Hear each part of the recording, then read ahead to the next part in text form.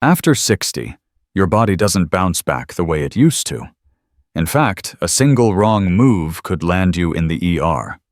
Yet every day across the US, thousands of seniors unknowingly perform exercises that put their knees, back, and even their heart at serious risk. According to Harvard Health and the CDC, certain workouts, like high-impact cardio or deep squats, increase fall risk, joint injuries, and even spinal damage. And sadly, many of these risky moves are still being promoted in gyms, senior centers, and YouTube videos. So today, we're pulling back the curtain. I'll reveal 7 dangerous exercises older adults should avoid, and exactly why they can do more harm than good. These are based on real clinical data, orthopedic research, and 40-plus years of experience treating aging bodies. But before we dive in, don't forget to like, share, and subscribe to Elderly Health Tips, your trusted channel for safer, smarter senior wellness. Now let's explore 7 exercises seniors over 60 should avoid. Exercise 1. Running on a treadmill at high speed. Running fast on a treadmill after 60? It's not just risky, it could quietly be setting you up for a fall, a fracture, or even permanent mobility loss. As a physician who's spent over 4 decades working with aging adults, I get it. Many seniors still feel strong. They want to stay active, and that's a good thing. But here's the truth. Staying active doesn't mean staying reckless, especially on a machine like a treadmill, where one wrong move can have devastating consequences. A study from Harvard Health Publishing reported that high treadmill speeds significantly increase fall risk in adults over 65, particularly those with arthritis, neuropathy, or balance issues. Falls are already the leading cause of injury and death among seniors in the US, according to the CDC. The stats are alarming. Seniors have a 1 in 4 chance of falling each year, CDC. After age 65, a fall quadruples your risk of hip fracture. A hip fracture leads to hospitalization in 95% of cases, and 1 in 5 seniors will die within a year due to complications. And most of these falls don't happen outside on icy sidewalks. They happen at home, often on treadmills or during routine indoor activity. Let's take a closer look at treadmills. While walking slowly is generally safe, increasing the speed above 5 to 6 mph turns it into a high-impact, fast-reaction activity. And the problem is, most treadmills remove natural body cues. There are no curbs, no bumps, no subtle visual feedback, just a flat, moving surface that punishes hesitation. Here's the issue. As we age, the brain's vestibular system, which controls balance, starts to decline. Vision worsens. Reaction time slows. Combine that with a fast-moving belt and poor posture, and you're one distraction away from a fall. I saw this with one of my patients, Harold, age 67. Still lean, active, no major health problems. He'd been running 6.5 daily for years, until one day he slipped mid-stride, broke his wrist trying to catch himself, and needed shoulder surgery from the fall.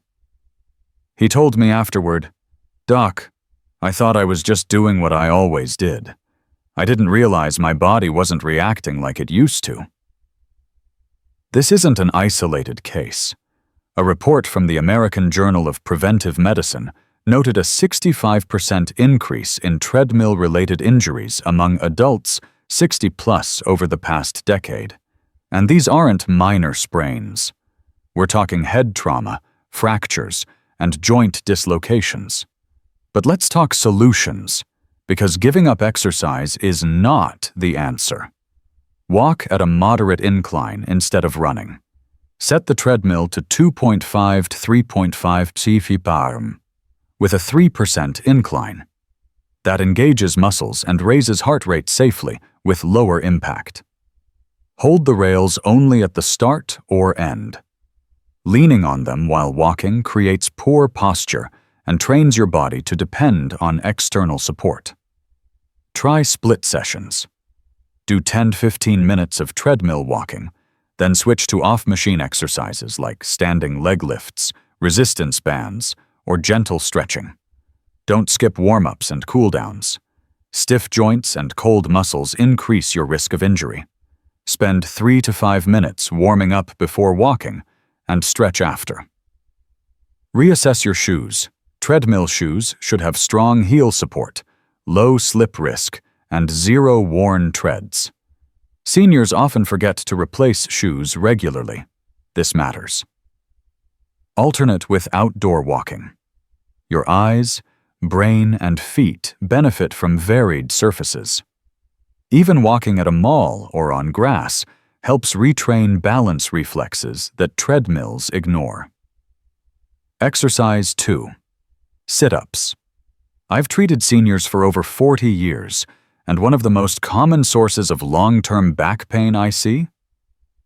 Repeated sit-ups, especially the old-school kind, done by people who thought they were keeping their core strong. Let me be clear. Strengthening your core is important, but not all core exercises are created equal, and sit-ups come with hidden risks, particularly for aging adults. According to the American Council on Exercise, ACE, traditional sit-ups and crunches place excessive pressure on the cervical spine, your neck, and the lumbar spine, your lower back. They compress the vertebrae and can gradually wear down the discs, especially if you're doing them on hard surfaces or with bad form. A study published in the Journal of Orthopedic and Sports Physical Therapy found that repetitive spinal flexion, like what happens during sit-ups, increases the risk of herniated discs, especially in older adults whose discs are already dehydrated and fragile due to age. One of my patients, Barbara, 66, came in complaining of burning lower back pain after she joined a Silver Abs Challenge at her local gym. She was doing 50 crunches a day for 3 weeks straight. When we ran imaging, we found early signs of disc bulge at L4, L5, the classic site of age-related spinal issues. When you do a sit-up, you're not just working your abs, you're pulling on your hip flexors, rounding your spine, and compressing the discs between your vertebrae. And after 60, those discs are thinner, less hydrated, and far more prone to injury. And here's the part nobody talks about. Most seniors strain their neck without even realizing it.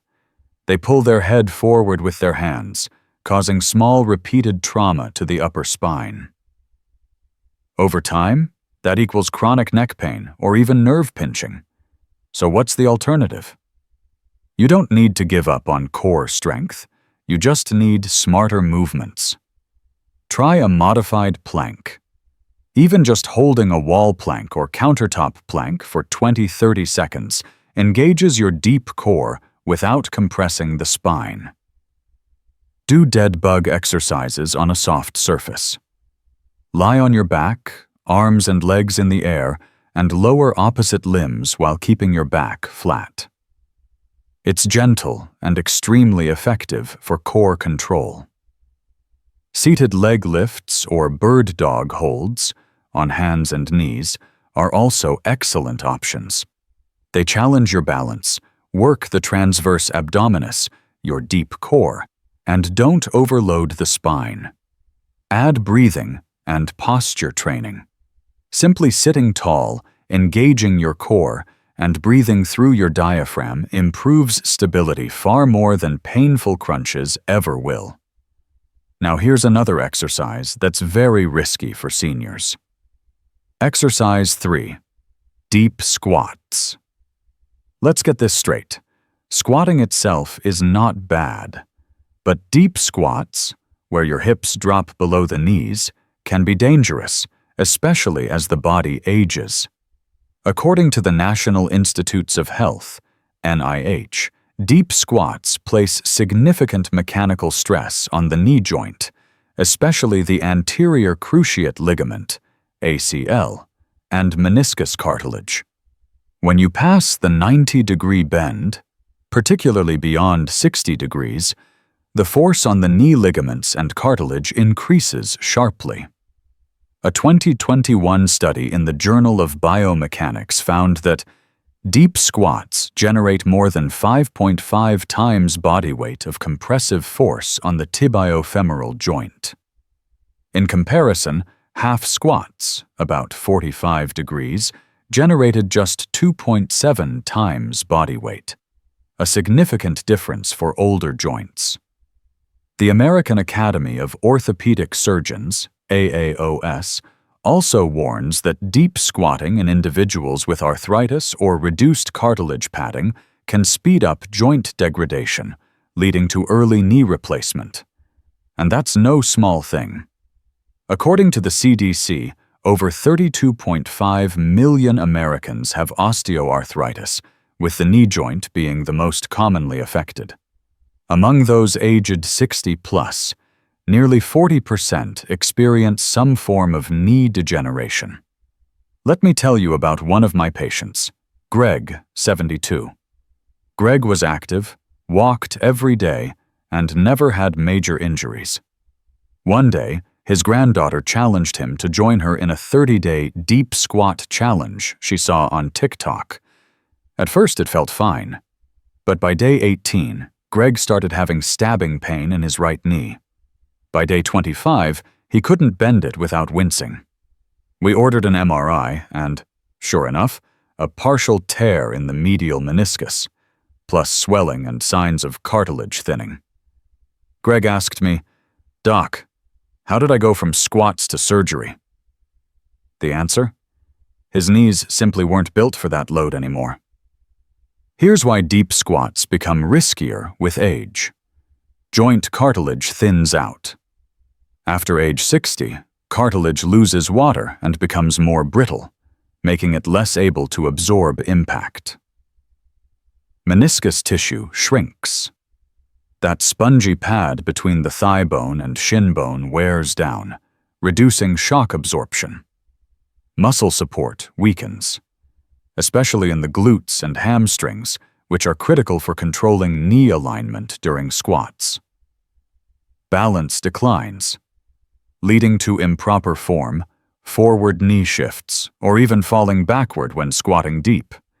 Add it all up, and you've got a recipe for chronic pain, degeneration, or a surgical consult.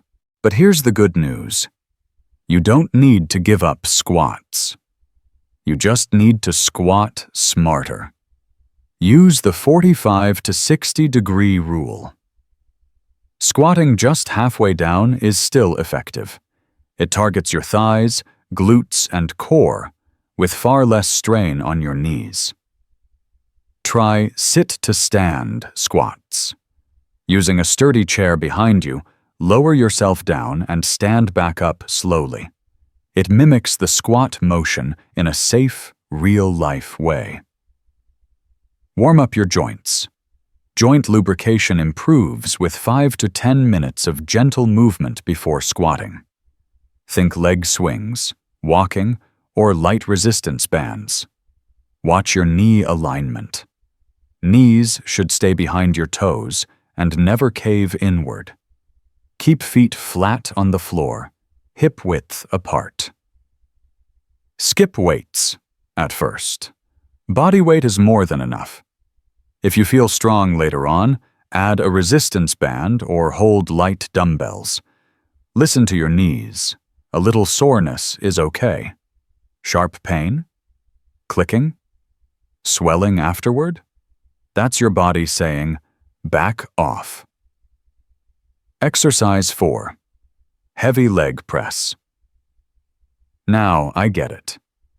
Everyone wants strong legs, especially as we age. But let's talk honestly.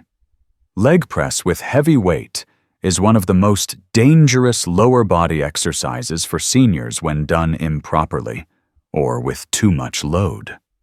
The motion may look safe. After all, you're sitting down. The machine is stable.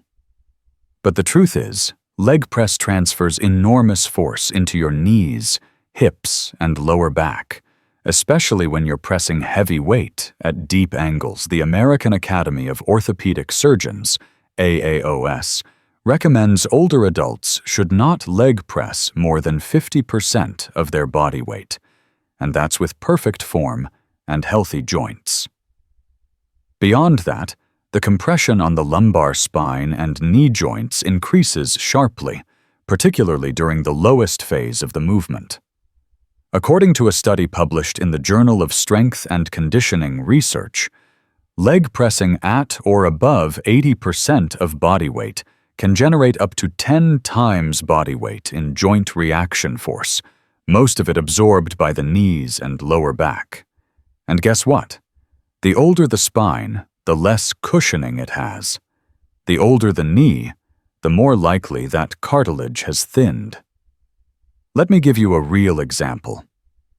One of my patients, Jerry, 66, used to be a high school football coach. He stayed in shape and prided himself on still lifting like a man. He started leg pressing at his local gym, 200 pounds, then 250, then 300. He felt strong. Until he didn't. 2 weeks in, he noticed a sharp, burning pain down his right leg after workouts. Turns out, he had aggravated a bulging disc in his lower back, all because of the angle and load on that leg press machine.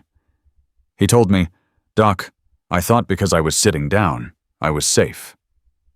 Nope, not at that weight, and not at that age. Let's break it down simply. When you press a heavy load from a seated position with your knees bent deep, it compresses the discs in your lower spine and forces your knees to bear the brunt of the movement. This is especially risky if your lower back isn't well supported. You lock your knees at the top, or your feet are placed too low on the platform, which shifts pressure to the knees. And here's the kicker. Most seniors don't even feel the damage right away.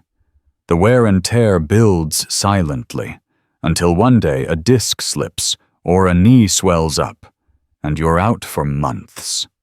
So what's the safer approach? Keep the weight low. If you're over 60, stay under 50% of your body weight for leg presses. Even 30 to 40% is plenty to build strength without harm. Limit your range of motion. Don't let your knees come too close to your chest. It rounds your lower back and spikes pressure. Keep your feet high and wide. A wider stance with feet higher on the platform distributes pressure across hips and glutes, not just knees. Slow, controlled reps. Avoid explosive thrusts. Control the descent, and don't lock out your knees at the top. Use alternative exercises. Try wall sits, bodyweight squats to a chair, or resistance band leg presses lying flat.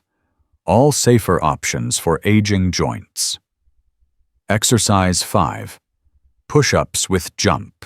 Plyo push-ups. If you're over 60 and still doing burpees, push up, jump, repeat. You might be stressing your heart and joints way more than you realize. Now don't get me wrong, burpees are a classic. They work your whole body, no equipment needed. Great for burning calories. But let me be real with you. They're also one of the most intense and high-impact movements in the fitness world, and they're not designed for older joints, slower reflexes, or aging hearts. According to Johns Hopkins Medicine, Explosive exercises like burpees can trigger sudden spikes in blood pressure and heart rate, especially in older adults with hidden cardiovascular issues. Not only that, the fast transitions from floor to jump put people at high risk of dizziness, missteps, or even falls, especially if they have arthritis, poor balance, or joint degeneration. A study published in the Journal of Aging and Physical Activity found that dynamic full-body movements like bind burpees led to a 42% higher fall risk in older adults compared to controlled bodyweight exercises. And the more tired you get, the worse your form gets. That's when the injuries start. Burpees involve a fast drop to a push-up, a quick thrust back to standing, and an explosive jump into the air. That's 3 impact-heavy moves in one, performed rapidly, usually for time. Now imagine doing that with slower reaction times, stiffer joints, weaker cardiovascular recovery, or previous injuries. Your body simply can't adjust as quickly as it used to, and forcing it to try can trigger a cascade of problems. Not just falls or twisted knees, but also heart palpitations, blood pressure spikes, and severe joint inflammation. So what should you do instead? Break the movement into parts. Do slow push-ups on an elevated surface. Step back instead of jumping. Rise gently instead of jumping. Try a no-jump version. Step back into a plank, hold for a breath, then step forward and stand. Still gets the heart rate up, with far less stress. Add balance work instead of speed. Lunges, squats to a chair, or side steps with light weights improve coordination without the fall risk. Watch your heart rate. If you feel dizzy, breathless, or your pulse is racing, stop. That's your body saying it needs a slower pace. Listen to your joints. If your knees, wrists, or back feel sore after or during, it's time to scale back. Let's move on to exercise 6, holding a plank for too long, over 1 minute. In fact, according to the Cleveland Clinic, holding a plank longer than your body can handle often leads to wrist and shoulder strain, neck compression, and that shaky, trembling feeling, which means your form is breaking down. And once your form breaks, that core-strengthening move quickly becomes a recipe for injury. Studies show that for most older adults, holding a proper plank for just 15 to 30 seconds at a time, repeated 2 or 3 times, gives you all the benefits with far fewer risks. Let me share the story of my patient Frank, 70 years old. Frank is in great shape for his age. He walks every day, does resistance band training, and loves staying active. One day, he read an online article claiming that 5-minute planks are the ultimate test of core strength. So he tried. Made it to 90 seconds before his arms gave out. And the next day, he came in with shoulder pain and a stiff neck. We ran some checks and found inflammation around the rotator cuff and early signs of cervical strain. Frank looked at me and said, "I thought I was building strength. Turns out I was just grinding through pain." So what's actually happening during long planks? When you hold a plank too long, your shoulder muscles get over-fatigued, your upper traps start to tense up, pulling your neck forward, and your core lets go, forcing other areas to compensate. And once your body compensates, whether it's your lower back sagging or your neck locking, you're no longer training smart. You're just holding on. Worse, for people over 60, disc dehydration and shoulder wear and tear are already common.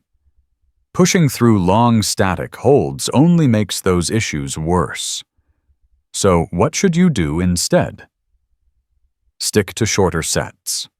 Hold a plank for 15 to 30 seconds. Rest, then repeat 2 to 3 times. It's just as effective and way safer. Use a wall or incline to reduce pressure.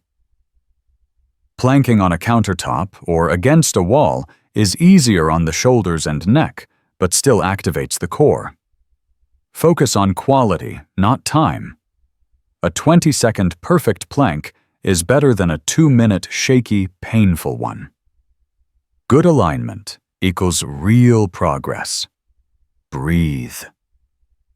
Holding your breath during a plank tightens your neck and jaw. Focus on slow, steady breathing. Switch it up. Try side planks, bird dog holds, or even seated core engagement exercises if full planks are too taxing. Exercise 7.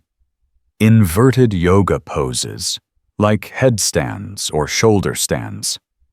These poses may look elegant, but they dramatically shift blood pressure, strain the neck, and increase fall risk. Things that become dangerous as we age. According to the American Geriatrics Society, inversion poses are not recommended for older adults because they raise intracranial pressure, pressure inside the skull, can disrupt blood flow to and from the brain, increase the risk of falls and cervical spine injuries. A study from Johns Hopkins Medicine confirms that even healthy adults over 60 can experience temporary lightheadedness and blood pressure swings when performing inverted postures, especially if they already have cardiovascular issues or take blood pressure medications. Harvard Health Publishing warns that headstands can dangerously compress the cervical vertebrae, especially in people with osteoarthritis, decreased bone density, common in postmenopausal women, degenerative disc disease, or a history of spine or neck injuries. And according to the CDC, falls remain the leading cause of injury-related death in Americans over 65. Combining unstable head-down postures with reduced balance and slower reflexes, that's a perfect storm. Here's what happens during an inversion.